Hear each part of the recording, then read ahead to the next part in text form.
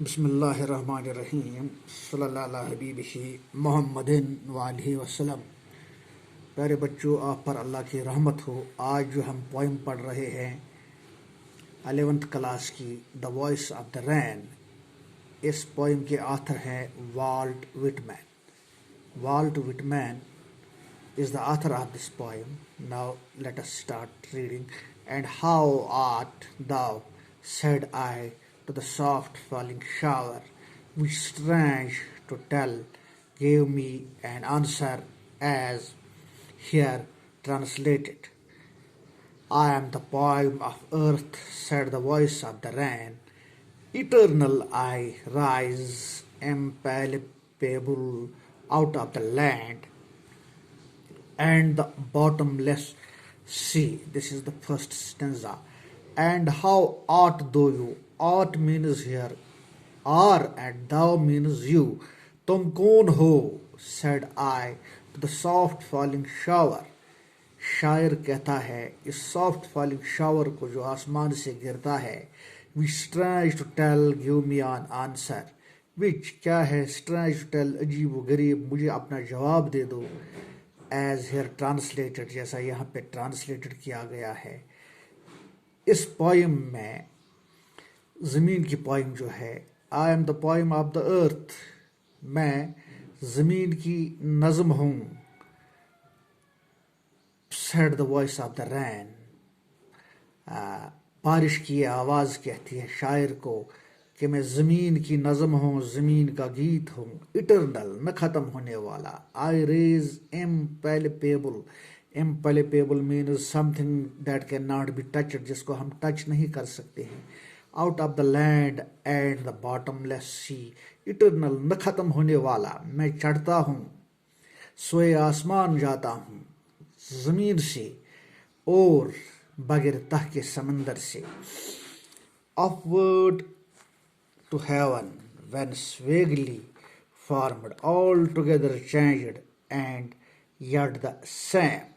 Upward, upward اوپر کی طرف، to heaven آسمان کی طرف، whence جہاں سے، vaguely means something that is not clear, formed altogether changed, and yet the same، اپنے آپ کا وجود میں بدل ڈالتی ہوں، اور بالکل اسی طرح سے I descend to leave the draughts, atomies, dust layers of the globe، میں اوپر جاتی ہوں سوئے آسمان، to leave the draughts، جو سوکھا پڑا ہوتا ہے زمین سے، ایٹمیز جو گرد غبار دھول کے ذرے ہوتے ہیں، ایٹمیز، ڈسٹ لیئرز دھول کی تہیں ہوتی ہے اس گلوب کی، اس زمین کے اوپر جو چھائی ہوتی ہے، and all that in them without me were seeds only latent unborn، and all، اور جو کچھ بھی ہے اس میں میرے بغیر وہ اس کے بیج ہیں،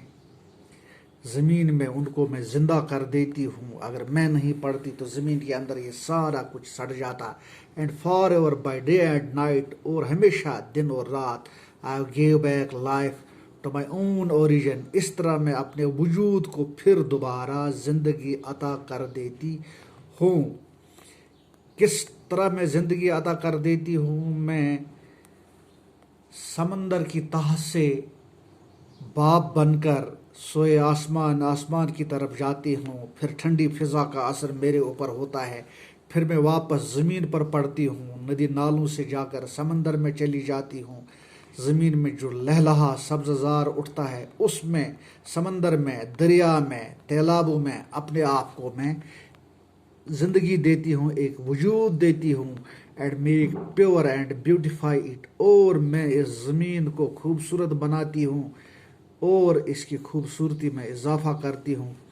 for song issuing from its birth place after fulfilment wandering, for song issuing from its birth place, اس کے اس اوریجن سے جہاں سے میں پیدا ہوتی ہوں، ایک گیت کی شکل میں، آفٹر فلفلمنٹ وانڈرنگ، جب میں اوپر سے وانڈرنگ ہو کے پھر دوبارہ پڑھتی ہوں، ریکڈ اور ان ریکڈ، ریکڈ مینز چاہے مجھے کوئی میری کوئی تعریف کرے، کوئی مجھے سراہے، یا کوئی مجھے ان ریکڈ، کوئی مجھے نہ سراہے، ڈولی ودا وتھ لو ریٹرنس، محبت کے ساتھ میں واپس آ جاتی ہوں، محبت کے ساتھ میں واپس آتی ہوں، یعنی کہ یہ پانی بن جاتا ہے۔ یارو سنو یہ ماجرا، پانی نے ایک دن یہ کہا، گلزار ہے مجھ سے زمین، پھلدار ہے پودے کہیں، جاتا ہوں سوئے آسمان جا کر بلندی پر جہاں، ٹھنڈی فضا کا یہ اثر ہوتا ہے میرے حال پر، قطروں میں جاتا ہوں بدل، بارش میں آ کر آتا ہوں نکل۔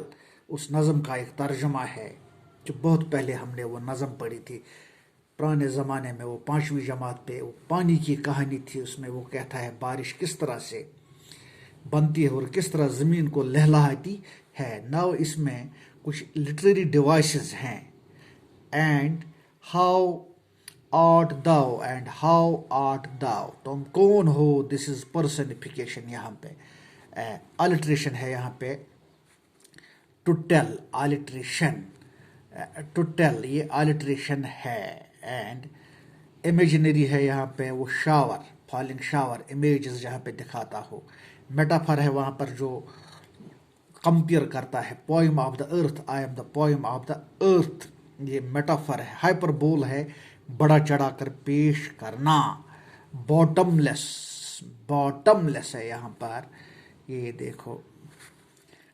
bottomless and all load without seas, eternal impalpable of the land، bottomless sea ہے یہاں پہ، بڑا چڑھا کے پیش کرتا ہے، اس کو کہتے ہیں ہائپر بول۔